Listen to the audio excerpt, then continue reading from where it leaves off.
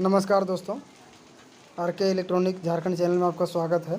तो दोस्तों, इस एम्पलीफायर में जिसकी पावर ट्रांसफार्मर की मैंने रिवाइंडिंग की थी, ये देख सकते हैं यहाँ पर।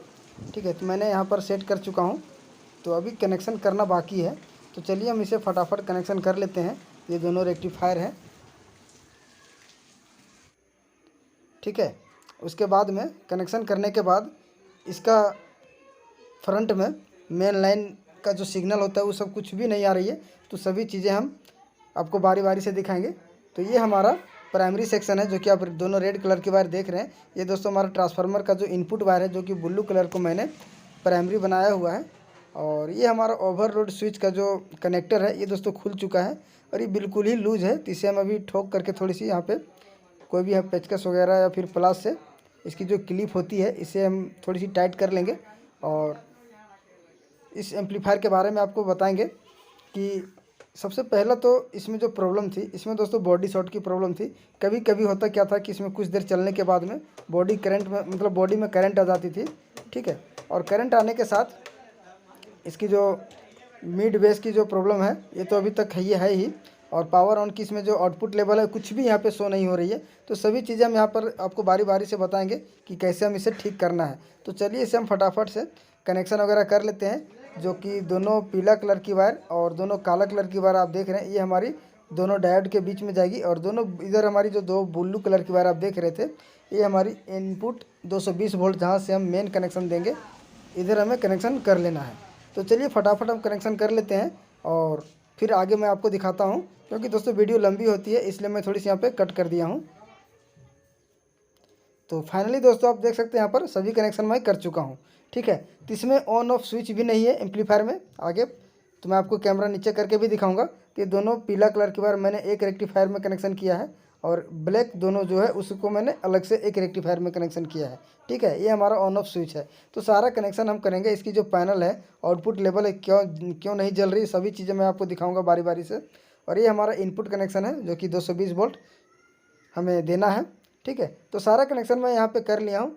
और सभी कनेक्शन करने के बाद मैं आपको इसमें लाइन इनपुट करके और दिखाता हूँ अभी कि इसमें लाइन आ रही है या नहीं आ रही है। तो ये हमारा ब्लू कलर की वायर मैंने मेन वायर निकाला हुआ है पीछे तरफ से, जो कि मेन वायर भी इसकी ख़राब थी। तो इसमें आप इसकी फ़ैन की आवाज़ आप सुन सकते हैं। ठीक है, तो मैं आपको वोल्टेज टेस्ट करके भी मैं दिखा रहा हूँ अभी। तो मैंने 200 की रेंज में, DC 200 की रेंज में मैंने सेट किया हुआ है। और ये हमारा दोनों फिल्टर कैपेसिटर है।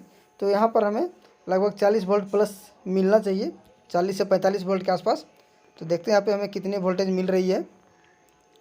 तो लगभग दोस्तों 45 वोल्ट के आसपास हमें यहाँ पे करंट मिल रही है। देख सकते हैं आप यहाँ पर 43 वोल्ट के करीब है। तो वोल्टेज हमारी बिल्कुल परफेक्ट है। और दोस्तों मैंने इस ट्रांसफार्मर की रिवाइंडिंग की वीडियो मैं बनाई थी इससे पहले। ठीक है, अगर आपने नहीं देखा है तो फिर से आप लोग जाके देख सकते हैं। और करंट हमारी बिल्कुल आ रही है और ड्राइवर बोर्ड भी हमारा बिल्कुल ओके है दोस्तों, कोई दिक्कत इसमें नहीं है। ठीक है, तो यहाँ पर हमें जो काम करना है, केवल इसका फ्रंट पैनल में काम करना है और मिड बेस के लिए हमें काम करनी है। इसकी जो वॉल्यूम है, वॉल्यूम में भी काम करनी है। तो सबसे पहले मैं थोड़ी सी ऑडियो में टेस्ट कर लेता हूँ और सुनाता हूँ आपको इसकी इसमें ऑडियो आ रही है या नहीं। तो आप सुन पा रहे होंगे, ऑडियो भी हमारी बिल्कुल आ रही है। ठीक है, अगर आप इस तरीके से टेस्ट करेंगे तभी भी ऑडियो पता चल ही जाएगी। ठीक, तो सबसे पहला मैं आपको नीचे करके, कैमरा नीचे करके दिखा रहा हूँ अभी। और आप देखेंगे ऑडियो भी हमारी आ रही है, लेकिन इसकी जो पैनल है यहाँ पर कोई भी आउटपुट लेवल या फिर पावर ऑन की सिग्नल यहाँ पे नहीं दिखाई दे रही। देख सकते हैं आप, कुछ भी यहाँ पर शो नहीं हो रहा है। और यहाँ पर स्विच की जगह पे भी खाली है। तो इसके अलावा यहाँ पर इसकी जो मिड बेस वॉल्यूम है, मैं आपको दिखा दे रहा हूँ। ये दोस्तों यहाँ पे बेस ट्रेबल की जो वॉल्यूम है, ये फंक्शन भी इसका बंद है। ठीक है, तो कोशिश करेंगे कि ये फंक्शन भी हम चालू करें, लेकिन देखते हैं आगे क्या होता है। तो यहाँ पर बेस की जो वॉल्यूम है ये भी टूटा हुआ है और इसका कनेक्शन भी कटा हुआ है यहाँ पर, और ये आउटपुट लेवल बंद है। तो इतना काम हमें कर लेना है। और इसे दोस्तों जानने के लिए आपको वीडियो को शुरू से लेकर के अंत तक देखना होगा। अगर वीडियो को पूरा कंप्लीट देखते हैं तो ज़रूर कुछ ना कुछ यहाँ से सीखने को आपको मिल सकता है। अगर वीडियो आपको अच्छी लगे तो लाइक ज़रूर कर दीजिए, और चैनल में पहली बार है तो चैनल को सब्सक्राइब कर बेल आइकन का बटन ज़रूर दबा दें, ताकि हमारी अगली आने वाली वीडियो की नोटिफिकेशन आप लोगों तक मिलती रहेगी। तो ये है दोस्तों हमारा बास ट्रेबल बोर्ड, जो कि मिड के लिए है, मिड बेस। और ये इसका इनपुट है, देख सकते हैं यहाँ से ड्राइवर बोर्ड में गई है। जो ब्लू कलर की आप देख रहे हैं केबल, ये हमारी, और ये ग्रीन कलर की आप देख रहे हैं, इससे में हमारी ऑडियो इनपुट आई है, जो कि मैंने यहाँ से दिया गया है। ठीक है, पहले ही ऐसा डायरेक्ट कर दिया गया है कहीं पे, तो मेरे पास इस तरीके से काम मैंने नहीं किया इसमें। ठीक है, जब इसमें बॉडी शॉट आने लगा तो कस्टमर मेरे पास लेकर के आया था, और बेस ट्रेबल का जो कनेक्शन है दोस्तों पहले ही कटा हुआ है, तो कोशिश करेंगे हम इसे रिपेयर करने के लिए। तो उससे पहले यहाँ पे आपको करना क्या होगा, ये हमारा जो दो लाल कलर की वायर आप देख रहे थे दोनों आपस में स्वेट शॉर्ट है, ये दोस्तों स्विच का कनेक्शन है। तो स्विच जब ख़राब हुआ था तो इस डायरेक्ट इसी तरीके से कस्टमर यहाँ पे चला रहा था इसे। ठीक है, तो चलिए कैमरे को मैंने सेट कर लिया है सेट, और सेट करने के बाद इसकी जो आउटपुट लेवल वाली जो बोर्ड है, जहाँ से हमें मेन पावर के लिए सिग्नल वगैरह मिलती है, उस बोर्ड को हम खोल लेते हैं। और खोलने के बाद मैं आपको दिखाऊंगा कि इसमें हम क्या फॉल्ट है, सबसे पहले इसमें हमें क्या चेक करना होता है, सभी चीज़ें मैं बताऊंगा। ठीक है, तो चलिए थोड़ी सी कैमरे को मैं नीचे कर लेता हूं। तो दोस्तों मैं अकेला हूं, ठीक है, जिसके कारण मैं कैमरा को अच्छे तरीके से आप लोगों के बीच फोकस नहीं कर पाता हूं। तो इसे मैंने खोल लिया है, और खोलने के बाद यहाँ पर 7812 की ट्रांजिस्टर लगी हुई है, जो कि टूटा हुआ था। ठीक है, तो ये टूटा हुआ था, तो टूट करके दोस्तों एम्पलीफायर में ही गिर गई थी पहले से। तो सबसे पहला हमें करना क्या है कि यहाँ पर 7812 है, यानी कि यहाँ पे 7812 की जो रेगुलेटर ट्रांजिस्टर है दोस्तों, इसी के नाम से आपको पता चलता है कि यहाँ पर 12 वोल्ट आपको मिलना चाहिए। ठीक है, यहाँ पर आप देख सकते हैं, यहाँ पे जो कि आप पिन थोड़ी सी आप देख सकते हैं टूटा हुआ है।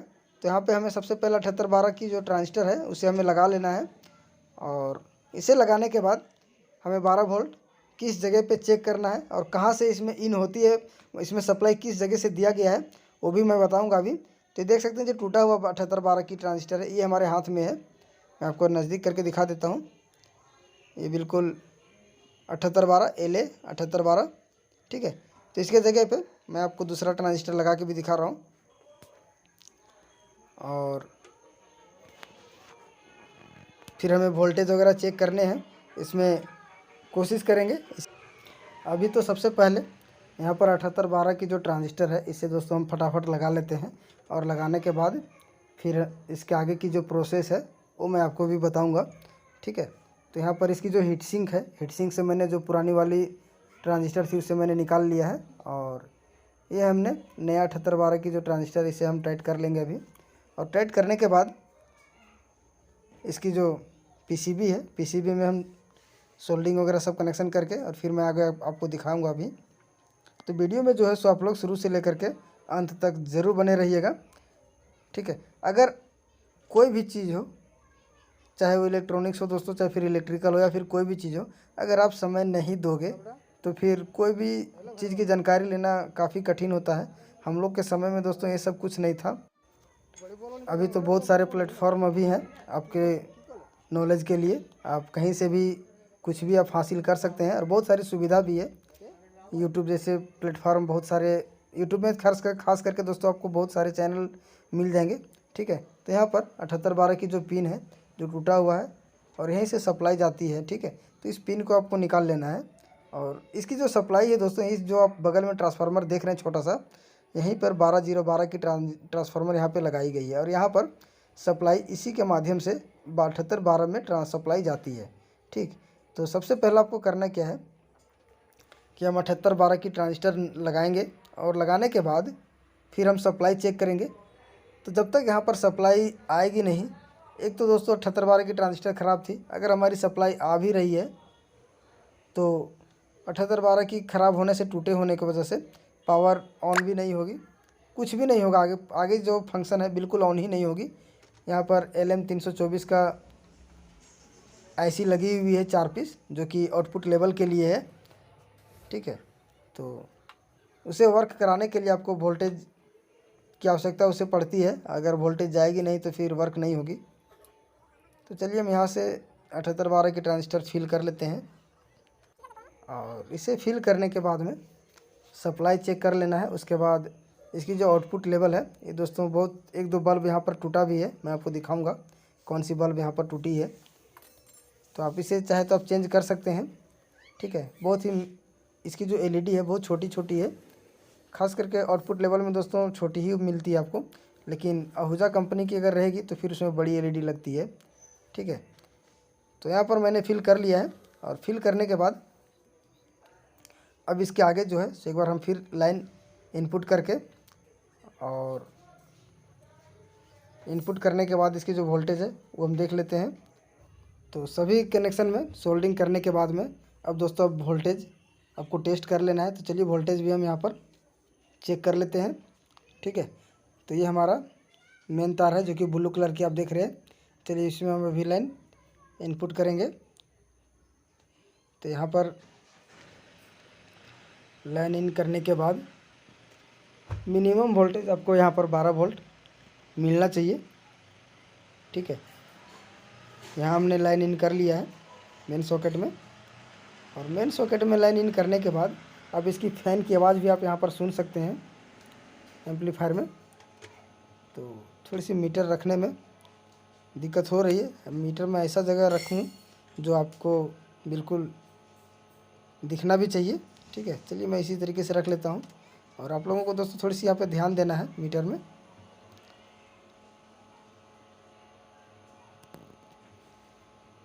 और ये जो है इससे आपको 200 डीसी की रेंज में मैंने सेट करके रख लिया हूँ। और 1 मीटर की प्रोब आप बॉडी से कहीं से भी ले सकते हैं। तो देख सकते हैं यहाँ पर ये जो ट्रांसफार्मर की आउटपुट है, यहाँ पे दोस्तों हमें एसी करंट मिलना चाहिए। ठीक है, जो कि यहाँ पे कुछ भी करंट नहीं मिल रही है। यहाँ पे आपको एसी करंट मिलना चाहिए और 7812 में डीसी करंट मिलना चाहिए। तो यहाँ पर करंट हमें नहीं मिल रही है। ठीक है, अगर आप इस स्पार्किंग में कर रहे हो यहाँ पे मीटर की प्रोब से, मीटर की केबल से, तो भी यहाँ पे कुछ भी नहीं हो रही है। यानी कि हमारी हो सकता है 12012 की जो यहाँ पर छोटी सी ट्रांसफार्मर लगी हो वो ख़राब हो। तो उसे हम सबसे पहले चेक कर लेंगे। ट्रांसफार्मर को सबसे पहले हमें चेक कर लेना है, उसके बाद फिर आगे का जो प्रोसेस है वो मैं बताऊंगा। तो यहाँ से सबसे पहला 12012 की जो ट्रांसफार्मर है इसे हम बाहर निकाल लेते हैं और फिर आगे दिखाते हैं आपको। तो यहाँ से मैंने 12012 की ट्रांसफार्मर दोस्तों मैं निकाल चुका हूँ, आप देख सकते हैं। और ये हमारा ट्रांसफार्मर है। ठीक है, तो ये बिल्कुल ख़राब था ट्रांसफार्मर। इसकी जो प्राइमरी सेक्शन था इसमें कंटिन्यूटी नहीं मिल रही थी। तो मैंने यहाँ पर दूसरा ट्रांसफार्मर लिया हुआ है 12012 की, ये देख सकते हैं। तो उसमें लिखा हुआ नहीं है। आप जो पुराना नई वाली जो आप मतलब सेट में जो आती है उसमें आप देखेंगे तो उसमें कुछ भी आपको लिखा हुआ नज़र नहीं आएगा। लेकिन यहाँ पर 12012 का ही ट्रांसफार्मर आपको लगाना है। ठीक है, तो मैं यहाँ पे ले लिया हूँ 1 एम्पियर 12012 का ट्रांसफार्मर यहाँ पे यूज़ होता है। तो मेरे पास सेम है, ठीक, जो कि ओसवाल कंपनी का मैंने यूज़ किया है। और सबसे पहले ट्रांसफार्मर को यहाँ पे आपको सेट कर लेना है। और यहाँ पे टोटल हमें 5 वायर कनेक्शन करने होते हैं, जो कि 3 12012 के हैं और 2 हमारे 200 वोल्ट के हैं। ठीक है, तो वायर की जो कलर है दोस्तों वो कोई भी कलर हो सकती है। जैसे कि मैंने पहले आपने देखा पुरानी वाली ट्रांसफार्मर में 2 ब्राउन है और 1 सादा है। और मैंने जो अभी लगा रहा हूँ यहाँ पर 2 ब्लू है और 1 ब्लैक है। तो जो ब्राउन है उसके जगह पे आपको 2 ब्लू कनेक्शन करनी है, और जो सिंगल वाइट है उसके जगह पे आपको सिंगल ब्लैक इसमें है तो उसे कनेक्शन कर देनी है। ठीक है, तो यहाँ पे इसकी जो कनेक्टर है उसे हम हटा लेंगे। और हटाने के बाद डायरेक्ट यहाँ पर इसकी जो पिन है, पिन में हम डायरेक्ट सोल्डिंग कर देंगे। और चलिए फटाफट इसे कनेक्शन कर लेते हैं। और कनेक्शन करने के बाद सारी कुछ इसकी जो सप्लाई है, सप्लाई भी हम देखेंगे अभी। ठीक है, फटाफट हम सप्लाई सोल्डिंग करेंगे और एसी इनपुट में भी हम कनेक्शन कर लेंगे। आप चाहे तो इसकी जो पुरानी वाली वायर है आप उसमें भी स्लीविंग लगा करके आप ज्वाइंट कर सकते हैं, लेकिन ये ठीक नहीं होगा। डायरेक्ट आप पीसीबी में ही ज्वाइंट कर दें, क्योंकि दोस्तों तार ज़्यादा ज्वाइंट रखने से अच्छा होता नहीं है। ठीक है, तो यहाँ से हम पुरानी वाली वायर को मैं डायरेक्ट निकाल चुका हूँ। और निकालने के बाद यहाँ पर डायरेक्ट हम पीसीबी में ही सोल्डिंग कर देंगे ट्रांसफार्मर वाली कनेक्शन को। ठीक है, तो यहाँ पे 3 वायर आपको कनेक्शन करना होता है, जो कि मैं तीनों को यहाँ पर मैं आपको दिखा रहा हूँ। ठीक है, ये हमारा कनेक्शन हो चुका है। और अब हमारी जो बची है इसमें प्राइमरी सेक्शन के लिए दोनों लाल कलर की वायर, तो यहाँ पर कनेक्टर लगा हुआ है दोस्तों। जो कनेक्टर आप देख रहे हैं, तो इसी कनेक्टर के माध्यम से एक हमारी 200 वोल्ट इन दी गई है, लाइन यहाँ पे दिया गया है ट्रांसफार्मर को। और 1 वायर हमारी डायरेक्ट है जो कि ग्राउंड के लिए है। ठीक है, तो इसे भी हमको कनेक्शन कर लेना है। तो इसे हम डायरेक्ट कनेक्टर में ही टाइट कर देंगे, जो कि ST2 लगा हुआ है। तो यहाँ पर भी हम ज़्यादा ज्वाइंट नहीं करेंगे, कोशिश यही करना है कि ज़्यादा ज्वाइंट ना हो, ठीक है। तो जो कनेक्शन मैंने यहाँ पर HT2 से कनेक्शन खोला हुआ है, तो जब भी आप कनेक्शन करेंगे तो बिल्कुल आपको ध्यान में रख लेना है कि कौन सी वायर हम कहाँ से खोल रहे हैं, और फिर से आपको दोबारा वहीं लगानी है। तो यहाँ पे टोटल 3 वायर कनेक्शन करना है और तीनों को एक ही कनेक्टर में टाइट कर देना है दबा करके, ठीक है। जो कि हमारी HT2 की जो सॉकेट है उसी में टाइट कर देना है। तो अगर मन में कोई भी डाउट हो तो दोस्तों आप लोग कमेंट करके हमसे पूछ सकते हैं, या तो फिर हमारे चैनल के डिस्क्रिप्शन में हमारे इंस्टाग्राम का ID दिया हुआ है, लिंक हमने दिया हुआ है, आप जाके वहाँ से इंस्टाग्राम को फॉलो करके आप हमसे सवाल या फिर क्वेश्चन कर सकते हैं। और रही बात, बहुत सारे भाई लोग मोबाइल नंबर या फिर व्हाट्सएप नंबर के लिए कमेंट करते हैं, तो दोस्तों सभी को मोबाइल से बताना या फिर कॉल करके बताना इम्पॉसिबल है, बताना बहुत मुश्किल है, क्योंकि एक ही कॉल में एक ही आदमी के पास हम बात कर सकते हैं और उसमें काफ़ी फ़ोन आने लगते हैं, जो कि डिस्टर्ब भी हो जाता हूँ, काम भी नहीं हो पाती है, जिसके वजह से मोबाइल नंबर देना मैं ज़रूरी नहीं समझता हूँ। जो भी प्रॉब्लम हो आप हमारे कमेंट बॉक्स में या फिर इंस्टाग्राम में आप हमें चैटिंग कर सकते हैं, ठीक है। तो ये हमारा ट्रांसफार्मर का कनेक्शन लगभग कंप्लीट हो ही चुका है। एक हमने HT2 में कनेक्शन किया है और एक दोस्तों ग्राउंड जो है वो हमारी कॉपर से थी, मतलब वायर में कनेक्शन था, ठीक है। तो इसमें हम स्लीविंग लगा करके और जोड़ भी दिए हैं, आप देख सकते हैं यहाँ पे। और जो ज्वाइंट है यहाँ पे मैंने सोल्डिंग भी हम कर देंगे, ताकि बिल्कुल स्पार्किंग वगैरह ना हो इसमें। तो यहाँ पर कनेक्शन भी मैंने कर लिया है, सोल्डिंग भी कर लिया है, ठीक है। बिल्कुल स्लीविंग कवर के माध्यम से मैंने इसे कवर भी कर दिया है, ठीक है दोस्तों। अब जो है इसकी कनेक्टर हम लगा लेंगे, और कनेक्टर लगाने के बाद अब इसमें दोबारा से लाइन इनपुट करके देख लेते हैं। तो यहाँ से हम अभी लाइन इन करेंगे, और लाइन इन करने के बाद इसकी आगे की प्रॉब्लम जो है वो हम देख लेंगे अभी। तो देखिए दोस्तों, लाइन डालने के बाद में यहाँ पे पावर LED भी जल गई है, और आउटपुट लेवल जो है ये भी जल रही है, बिल्कुल डायरेक्ट है, ठीक है। नीचे की ग्रीन LED कुछ कुछ जल रही है, ठीक है, और ऊपर की 2 रेड LED एकदम पूरा डायरेक्ट जल रही है यहाँ पर बिना म्यूजिक का। तो मैं यहाँ पे म्यूजिक चला के आपको दिखा रहा हूँ अभी।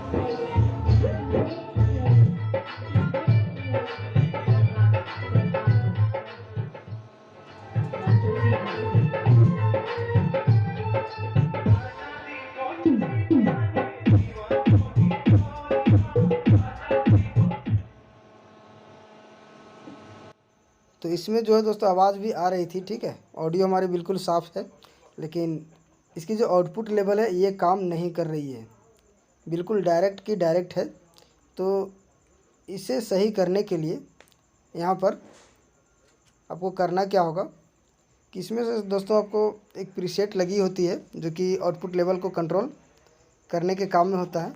तो उसे हम देखेंगे, और उससे पहले सबसे पहला जो है सो यहाँ पर मैं ऑन ऑफ स्विच का कनेक्शन जो है वो हम कर लेंगे, और ऑन ऑफ स्विच का कनेक्शन करने के बाद हम आउटपुट लेवल को भी हम रिपेयर करेंगे। तो ये हमारा कनेक्शन वाली जो वायर डायरेक्ट की गई थी पहले से, तो उसे ही यहाँ पे आपको जोड़ लेना है।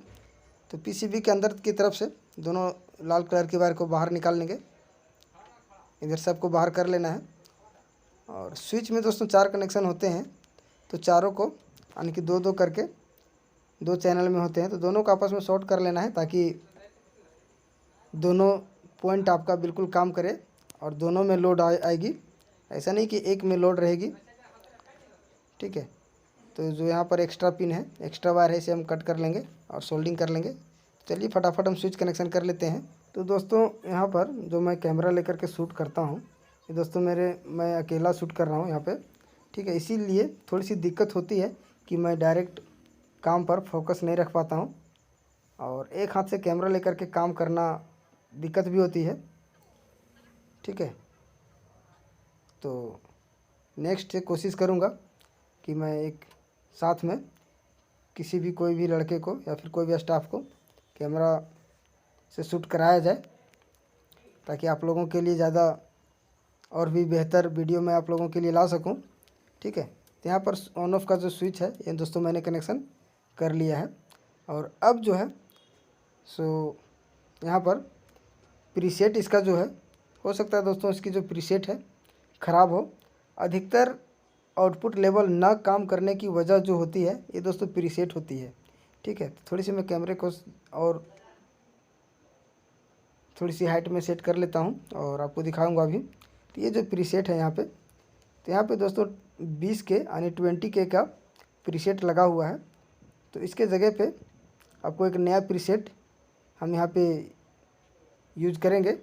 ठीक है, इसके बाद देखेंगे इसकी जो बेस ट्रेबल वाली किट है उसे भी हम देख लेंगे। अगर वो दोस्तों रिपेयर होती है तो ठीक है, आखिर उसे कट क्यों किया गया है, आखिर कोई भी भाई के द्वारा उसका कनेक्शन काटा गया है, ताकि कुछ तो रीज़न ज़रूर होगी उसके पीछे, तभी उसे हटाया गया है। तो उसके बारे में भी हम आपको दिखाएंगे। अगर रिपेयर होती है तो हम करेंगे, नहीं तो फिर उसके आगे क्या करना होगा ये भी हम बताएंगे आपको। तो यहाँ पर प्रीसेट सबसे पहले आपको खोल लेना है। ठीक है, तो यहाँ से हम चलिए फटाफट इसे खोल लेते हैं। तो यहाँ पर मैंने खोल लिया है और इसके जगह पे दोस्तों मैंने दूसरा प्रीसेट फिल भी कर दिया है। नया प्रीसेट मैंने यहाँ पे लगा चुका हूँ। ठीक है, देख सकते हैं। और इसके बाद एक बार हम फिर इसमें लाइन इन करेंगे। और यहाँ पे दोस्तों मेरे हाथ जहाँ पे आप देख रहे हैं, यहाँ पे 2 LED टूटा हुआ है यहाँ पर। ठीक है, यहाँ पर 2 LED टूटा हुआ है, तो दोनों को आपको चेंज कर लेना है। तो हम चेंज करेंगे बाद में। सबसे पहले मैं आपका इसका जो प्रॉब्लम दिखा दूँ। उसके बाद दोस्तों अगर प्रॉब्लम के बारे में अगर पता चल जाए तो फिर कोई भी बंदा इसे रिपेयर कर भी सकता है। ठीक है, और इसके बाद में इसकी जो बास ट्रेबल बोर्ड है इसे भी हम बाहर निकाल के देख लेते हैं थोड़ी सी क्या पोजीशन है इसमें से। और फटाफट हम PCB को बाहर निकालते हैं और आपको दिखाते हैं कि आखिर इसे अलग क्यों किया गया था। कुछ तो रीज़न ज़रूर होगा। ठीक है, तो ये हमारी PCB खुल चुकी है हमारी। और दोस्तों अगर इधर से आप देखेंगे तो एक ट्रांजिस्टर इसमें से गायब है। ठीक है, सिलेक्टर स्विच तो ख़राब है। खैर सिलेक्टर स्विच से कोई मतलब उतना नहीं है, उसे आप डायरेक्ट रख के भी चालू कर सकते हैं यहाँ पे। ठीक है, तो एक कैपेसिटर के बगल में एक ट्रांजिस्टर है, वो दोस्तों ट्रांजिस्टर हमारी ख़राब है। तो सबसे पहला आपको करना क्या है कि यहाँ से जो सामान गायब है, जो भी कंपोनेंट गायब है इसके अंदर में, ठीक है, उसे आपको सबसे पहले जांच कर लेना होगा कि कौन सी यहाँ पे कंपोनेंट लगी है। तो इसे दोस्तों तभी ये जा कर के रिपेयर हो पाएगी। और यहाँ से अगर ये पता नहीं चलेगी कि कौन सी ट्रांजिस्टर हमें इसमें लगानी है, कौन सी रेजिस्टेंस लगानी है, आखिर क्यों खोला गया था, क्यों खोल करके हटाया गया, ये मुझे भी नहीं पता। लेकिन इसमें से 2-3 रेजिस्टेंस और एक ट्रांजिस्टर यहाँ से गायब है इसमें। ठीक है, तो इसे तो अभी हम फ़िलहाल रिपेयर नहीं करेंगे इसे। चलिए मैं आपको इसकी जो आवाज़ है मैं आप ऑडियो सुनाता हूँ। और यहाँ पे जो है दोस्तों हम करेंगे क्या कि इसके जगह पे हम नया BT बोर्ड हम डालेंगे इसकी जगह पर। और BT बोर्ड कैसे कनेक्शन किया जाता है ये भी हम बताएंगे। और जो हम डालेंगे ये इसमें दोस्तों ये जो है सो ट्रांजिस्टर बेसिक पर ये बनाई गई है, लेकिन हम जो डालेंगे 4558 IC पर बनी होगी। ठीक है, तो चलिए एक बार हम फिर से इसमें लाइन इनपुट करते हैं और आपको दिखाते हैं इसकी जो आउटपुट लेवल है कितनी जल रही है। ठीक है, तो यहाँ से हमने लाइन इनपुट कर दिया है। तो सबसे पहला स्विच ऑन करने से पहले दोस्तों वॉल्यूम बिल्कुल 0 कर लेंगे हम। ठीक है, अभी ऑन करने से पहले तो मैंने 0 कर लिया है। और यहाँ पे दोस्तों देख सकते हैं यहाँ पे पावर ऑन की LED जल चुकी है। और आउटपुट लेवल जो हमारी डायरेक्ट थी ये भी बिल्कुल ठीक है। तो चलिए हम वॉल्यूम बढ़ाते हैं अभी।